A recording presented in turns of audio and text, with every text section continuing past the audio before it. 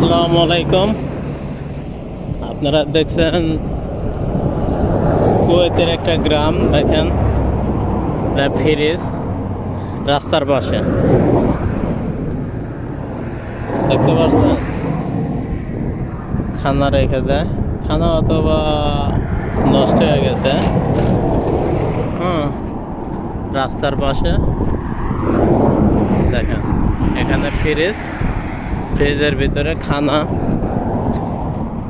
রেখে দেয়, হয়তোবা যার যার প্রয়োজন হয়তোবা সে নিয়ে যায়।